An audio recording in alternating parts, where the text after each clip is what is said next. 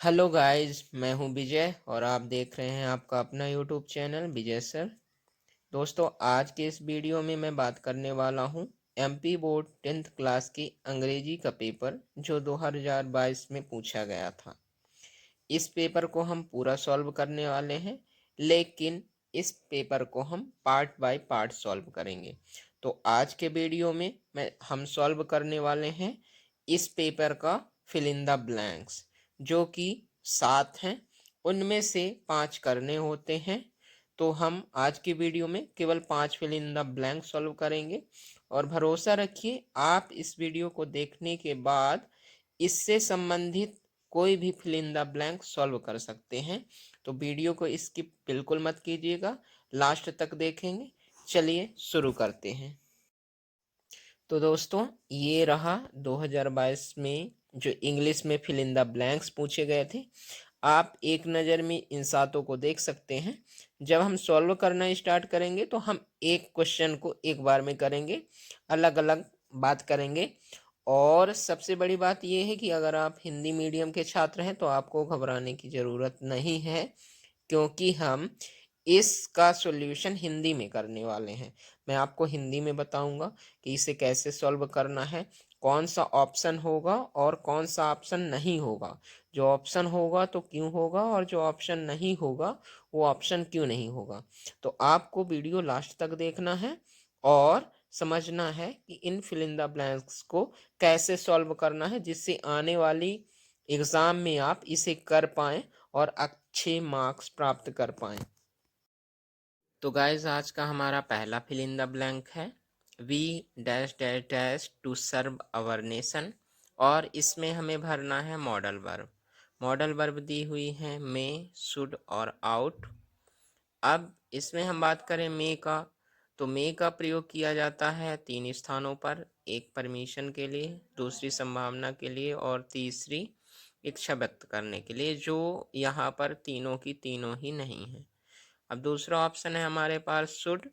Should का प्रयोग सामान्यतः सजेशंस के लिए करते हैं, जो लगभग आउट टू की जैसा ही प्रयोग किया जाता है, या आउट टू भी नैतिक चीज़ों के लिए प्रयोग किया जाता है। पर इसमें यहाँ हम देखते हैं कि खालिस्तान में पहले से ही टू लिखा हुआ है, we dash dash dash to serve our nation. तो यदि हम इसमें शुड का प्रयोग करते हैं तो शुड टू के साथ प्रयोग नहीं किया जाता है, और आउट जरूर आउट टू के साथ ही प्रयोग में लाया जाता है। तो हम यहाँ शुड का प्रयोग नहीं कर सकते हैं, क्योंकि इसमें टू भरा हुआ है। और इतना ही नहीं, टू के साथ किसी भी मॉडल वर्ब का प्रयोग नहीं किया जाता है, केवल आउट को छोड़ के। इसलिए इसमें आउट का प्रयोग किया जाएगा। तो इसका होगा we ought to serve our nation, हमें अपने देश की सेवा करनी चाहिए। हमारा दूसरा फिल इन द ब्लैंक है dash dash dash I come in the classroom sir. अगर हम इसमें देखें तो इसमें प्रश्नवाचक लगा हुआ है सेंटेंस के अंत में, जो ये बताता है कि ये सेंटेंस इंट्रोगेटिव है। इंट्रोगेटिव यानी इसमें परमिशन की बात हो रही है कि क्या मैं अंदर आ सकता हूँ, इसलिए इस प्रकार से करना है। अब इसमें सकने की जगह हम मे का भी कर सकते हैं, कैन भी कर सकते हैं, लेकिन मे का प्रयोग परमिशन के लिए होता है, कैन का प्रयोग नहीं किया जाता है परमिशन के लिए। कैन का प्रयोग आप मेंटल एबिलिटी या फिजिकल एबिलिटी यानी कि मानसिक योग्यता और आपकी शारीरिक योग्यता को व्यक्त करने के लिए किया जाता है। इसलिए इस वाले फिल इन द ब्लैंक में आपको मे का प्रयोग करना है, क्योंकि मे का प्रयोग परमिशन के लिए किया जा सकता है। तो इसलिए इसमें क्या होगा, मे यानी कि may I come in the classroom sir, क्या मैं क्लासरूम में आ सकता हूँ सर। तीसरा fill in the blank they dash dash dash football in the evening. इसमें हमें सब्जेक्ट के हिसाब से वर्ब का प्रयोग करना है, मतलब ये सब्जेक्ट वर्ब एग्रीमेंट का क्वेश्चन है। हमें सीधा सीधा आप ये भी समझ सकते हैं कि ये टेंस से रिलेटेड क्वेश्चन है।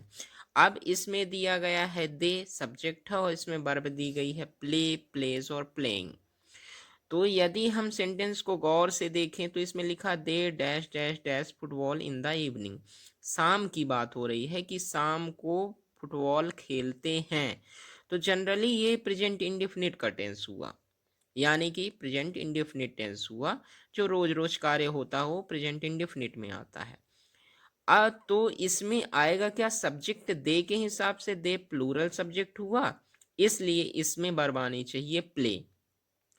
प्लेज इसलिए नहीं आ सकता क्योंकि ये सिंगुलर वर्ब हुई और वर्ब सिंगुलर है और वहाँ पे जो खालिस्तान के पहले जो सब्जेक्ट है वो प्लूरल है, इसलिए ये कॉम्बिनेशन सही नहीं होगा। और इसमें प्लेइंग इसलिए नहीं आ सकता क्योंकि प्लेइंग सामान्यतः कंटिन्यूअस का मेन वर्ब होता है, और प्लेइंग तभी आती है जब उससे पहले कोई हेल्पिंग वर्ब हो, जैसे is, am, are, was, were, will be, इस प्रकार से। तो यानी कि इसमें दे के हिसाब से हमारी वर्ब होगी play. They play football in the evening, वे शाम को फुटबॉल खेलते हैं या शाम में फुटबॉल खेलते हैं। ये रोज की बात है। आज का हमारा चौथा फिल इन द ब्लैंक है, I have been here dash dash dash Monday, और हमें इसमें प्रीपोजिशन का प्रयोग करना है और 3 प्रीपोजिशन दिए गए हैं, फॉर, सिंस और फ्रॉम। तो दोस्तों ये जो हमारा सेंटेंस दिया गया है ये प्रेजेंट परफेक्ट है, और प्रेजेंट परफेक्ट और प्रेजेंट परफेक्ट कंटिन्यूअस में हम फॉर और सिंस का प्रयोग कर सकते हैं।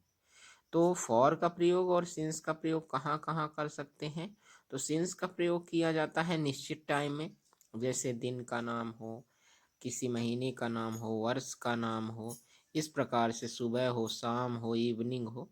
तो इस तरह से हम सिंस का प्रयोग कर सकते हैं क्योंकि ये निश्चित टाइम है।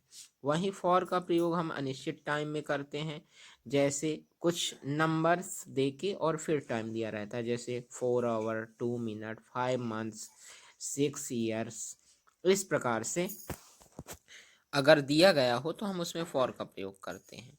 और फ्रॉम का प्रयोग तो दूसरी जगह करते हैं, जब किसी स्टार्टिंग पॉइंट की बात करते हैं हम, तो वहाँ पे हम फ्रॉम का प्रयोग करते हैं। तो यहाँ पे फ्रॉम का प्रयोग होगा नहीं, यहाँ पे सिंस या फॉर में से एक का होगा, और उसमें भी सिंस का प्रयोग किया जाएगा क्योंकि ये जो मंडे दिया गया है ये एक दिन का नाम है और ये एक निश्चित टाइम है, तो इसमें हम सिंस का प्रयोग करेंगे। इस प्रकार से I have been here since Monday, मैं यहाँ मंडे से हूँ। आज का हमारा पांचवा जो फिल इन द ब्लैंक है वो है I am not afraid dash dash dash death. इसमें हमें प्रीपोजिशन का प्रयोग करना है और इसमें फिक्स प्रीपोजिशन का प्रयोग हुआ है। I am not afraid, afraid के साथ ऑफ, ओ और एफ वाला ऑफ का प्रयोग किया जाता है। अफ्रेड ऑफ का मतलब होता है किसी चीज से डर। तो I am not afraid of death, मैं मौत से नहीं डरता हूँ। इस प्रकार से इसमें जो हमारा प्रीपोजिशन का प्रयोग किया जाएगा वो होगा ओ एफ वाला ऑफ, क्योंकि अफ्रेड के साथ ओ एफ वाला ऑफ फिक्स प्रीपोजिशन का प्रयोग किया जाता है। तो यहाँ आप समझिए कि यहाँ फिक्स प्रीपोजिशन का प्रयोग किया गया है, यहाँ और किसी भी प्रीपोजिशन का प्रयोग नहीं किया जा सकता है। छठवां फिल इन द ब्लैंक है look dash dash dash you leave. इसमें ऑप्शन है, इसमें भी प्रीपोजिशन है, इसमें एक बिफोर है, एक आफ्टर है और एक विथ है। इसमें दिया गया है लुक, देखो, dash dash dash you leap. Leap means होता है उछाल मारना या फिर कूदना। तो लुक बिफोर यू लीप, इसमें बिफोर आएगा क्योंकि ये कहा गया है कि देखो कूदने से पहले या उछाल मारने से पहले। तो आप हमेशा कहीं जाते हैं, कहीं कूदते हैं, उछाल मारते हैं तो उससे पहले देखते हैं, ना कि कूदने के बाद में। इसलिए इसमें आएगा बिफोर ना कि आफ्टर, और विथ का इसमें कोई ऑप्शंस है नहीं आने का, तो इसमें विथ नहीं आएगा। तो ये होगा लुक बिफोर यू लीप, उछाल मारने से पहले देखो। आज का आखिरी फिल इन द ब्लैंक है he has dash dash dash 1 rupee note. इसमें हमें आर्टिकल का प्रयोग करना है। आर्टिकल है हमारे पास ए, एन और द। तो इसमें जब भी हम आर्टिकल का प्रयोग कहीं पर करते हैं किसी नाउन के पहले, तो उसको हम पहले पढ़ते हैं, और अगर पढ़ते समय हमारा प्रोनाउंसिएशन की शुरुआत यानी कि उच्चारण की शुरुआत हिंदी वर्णमाला के स्वर से होती है तो हमें एन का प्रयोग करना होता है, और यदि व्यंजन से होती है तो हमें ए का प्रयोग करना होता है, और दा के लिए तो अलग से ही नियम होते हैं। तो यहाँ आप पढ़िए कि ही हैज़, फिर dash dash dash one. One में अगर आप पढ़े तो वाह वजन आता है, यानी कि वाह या र ला वाह, और वाह व्यंजन हुआ, और व्यंजन के हिसाब से हमें इसमें ए का प्रयोग करना होगा। इसमें हम एन का प्रयोग नहीं कर सकते हैं, क्योंकि एन का प्रयोग हम वहीं करते हैं जहां पर जिस शब्द की उच्चारण की शुरुआत हिंदी वर्णमाला के स्वर से हो। स्वर अर्थात छोटा आ से लेके आह तक जो शब्द अक्षर आते हैं उन्हें हम कहते हैं स्वर, लेकिन का से ज्ञा तक जो आते हैं उन्हें हम कहते हैं व्यंजन। तो यहाँ व्यंजन आ रहा है, इसलिए हम इसमें ए का प्रयोग करेंगे और किसी का। तो दोस्तों इसी के साथ आज का हमारा वीडियो यहीं समाप्त होता है। ऐसे ही इम्पोर्टेंट वीडियो के लिए हमारे चैनल को सब्सक्राइब कर लें। यदि वीडियो आपको पसंद आया है तो इसे शेयर और लाइक कमेंट भी करें, और कमेंट करके नीचे ये ज़रूर बताएं कि आपको कैसा लगा और अगला वीडियो आपको किस टॉपिक पर चाहिए। हम उसी टॉपिक पर वीडियो बनाने की कोशिश करेंगे। दोस्तों मिलते हैं अगले वीडियो में, लेकिन इससे पहले मैं बता दूं अगला वीडियो हमारा रहेगा डुएट डायरेक्टेड का, और उसी को हम सॉल्व करेंगे। मिलते हैं अगले वीडियो में, तब तक के लिए बाय बाय, नमस्कार।